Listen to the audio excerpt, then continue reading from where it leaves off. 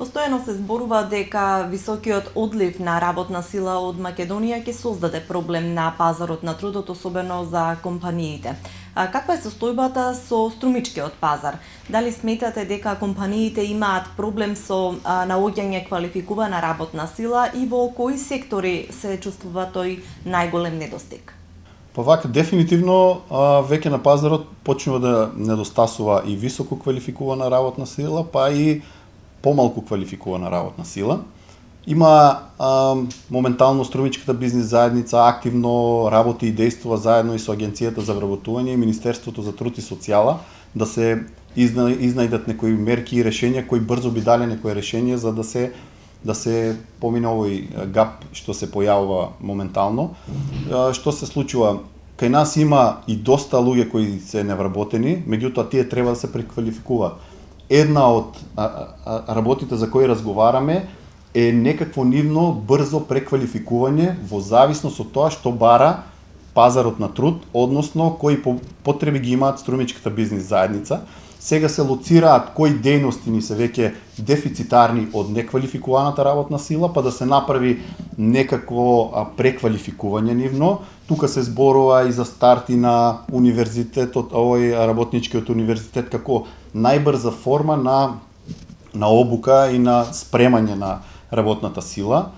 Во една ситуација се наметна и став дека струмичката бизнес заедница реагира, т.е. промовира внес на работна сила.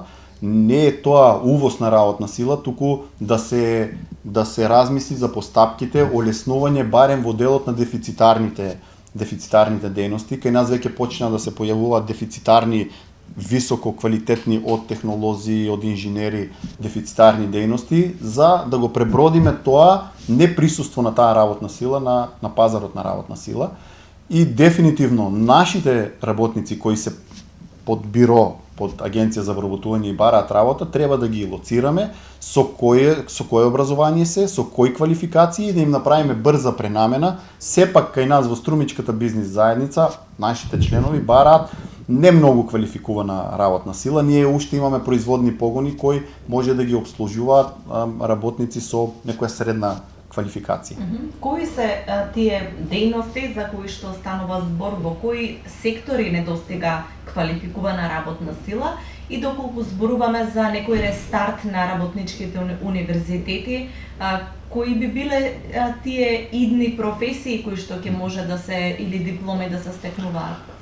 Па еве, нашата брза сондажа која ја направивме од текот на минатата година и до сега се уште ја правиме, например во преработувачките капацитети кои можеме да нагласиме дека оваа година помина многу добро, меѓутоа се соочија со потреба од луѓе и тоа од сезонски карактер. Значи, тие дејности имаат ударни сезони кај што им треба многу повеќе луѓе, кај што сезоната на полнење на производство е ударна, се соочија со проблем со изнаоѓање на луѓе квалификувани за да ја завршат таа работа. Значи во преработувачките капацитети, во градежништвото, се повеќе кај нас се случува да ствара дури и средното насочено образование. Никола Карев дури и воведе паралелки за гипсери, за фасадери и се случува многу брзо тие да бараат подобра иднина на странство. Значи брзо се квалификуваат, се доквалификуваат и си го барат лево во странство кај што е повисока платата.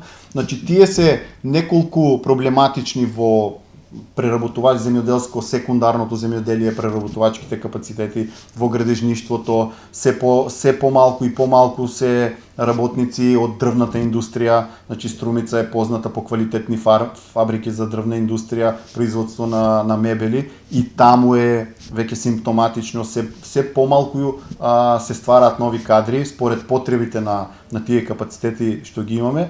Значи мислам дека во овој правец треба да се движи и Агенцијата за вработување и ресорните министерства како и економија и Министерството за труд и социјала, да видиме во овој дел да произведуваме работници. Секоја чест на нас ни требаат и учени луѓе, високо образовани, меѓутоа сепак дел од машинеријата, дел од тоа што го викаме комплексна машина економија се и физичките работници и тие ни требаат во целокупниот економски развој. Како се носи бизнисот со последното покачување на минималната плата? Дали сметате дека има простор за идни интервенции и дали се согласувате со дел од бизнис заедниците, односно со стопанските комори кои што реагираа дека ќе биде погубно особено во текстилната индустрија? Што би се понудило како? Значи се прават снимања, се прават пресметки. Генерално ние сите на хартија сме профитабилни компании и гледано на хартија ние сите можеме да одделиме средства по висока плата и според мене и тоа е малку. Значи луѓето заслужуваат и подостоинствени и повисоки плати. Ние знаеме дека потрошувачката кошница е се повисока, расте, потребите на луѓето се уште поголеми. Меѓутоа, кај нас економијата тешко ја абсорбира во овој момент, затоа што ние во одредени гранки останавме техничко недоразвиени, значи заостанавме со технолошкиот процес. Продуктивноста на нашите компании е на пониско ниво и не сме толку конкурентни на европскиот пазар кој нели очекуваме брзо да ни се отвори. И тоа ќе ни наметне прашање колку ние со тие високи плати, високи условно викаме високи плати, колку ќе можеме да бидеме конкурентни. Јас не викам дека тие покачувања ќе влијат драстично на економијата. Мислам дека ова можеби повеќе ќе не разбуди, малце повеќе да поработиме и апелирам до ресорните министерства како економија, вице-премиерот Ангјушев да размисли во помош на компаниите, ние сме спремни и повеќе да ги дигнеме платите, да најдеме модус да го помогнеме преструктурирањето, односно технолошкото осозревање на компаниите. Значи да најдеме начин како ние да станеме повисоко продуктивни, да најдеме понови машини да купиме, значи да дојдеме до ефтини пари на пазарот за пари, да се спремиме да бидеме конкурентни и во Европа и во светот за нашите производи. Тогаш гарантирам дека многу лесно самите услови ќе наметнат да се качат платите, ќе се зголемат добивките на компаниите и ние секогаш викаме, ние сме свесни дека добар работник не се гони, добар работник се плаќа, добар работник се наградува. Колку повеќе ние заработуваме, толку повеќе и на нив ќе ги наградуваме. Пред неколку денови беше овде министерот за економија и се зборуваше за како на кој начин може да се искористат влезот во НАТО, односно од аспект на бизнис секторот. Дали како компании се подготвени македонските компании да се борат на еден таков пазар и сметате ли дека може да се искористи дел од тие набавки кои што треба да ги прави НАТО, односно македонските компании на некој начин да најдат простор плюс за пласман? Нашата компанија е компанија која веќе има искуство со работа со НАТО. Ние во неколку наврати ги имаме НАТО снабдувано преку нивни логистички компании со одредени производи за потребите на НАТО. Ние сме, не знам колку сме од ретките, ама можем да кажем од првите кои почнавме процедура за да ги обезбедиме сертификатите и потребните, условно да кажеме, документации за да можеш да учествуваш на идните тендери за набавки во НАТО. Јас мислам дека барем компаниите што се извозно ориентирани, имаат искуство со извоз, немаат никаков проблем да ги спремат сите и квалитативни стандарди, а и количински дека можеме да одговориме.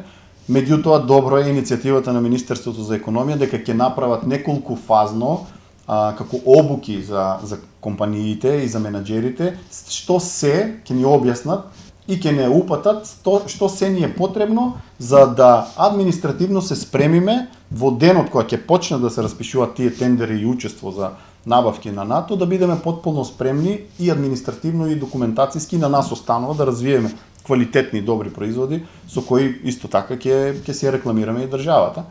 Сметам дека очекувајќи ги периодот на ретификација на сите тие договори и кога би станале член на НАТО, очекувам дека до тогаш со неколку панел средби ќе стане појасна сликата и кон другите компании на времено да се спремиме и на времено да можеме да учествуваме. НАТО за мене е посебен пазар. Јас го гледам како посебен пазар. Ако ги делиме германски пазар, француски пазар, НАТО е сериозен пазар. Ние можеме сериозен дел од колачот на НАТО да земеме, затоа што, пак ќе кажем, ние уште важиме за квалитетни, а ефтини производи. Тука е и шансата македонскиот производ да се наметне и да можеме да бидеме доставувачи до потребите на НАТО.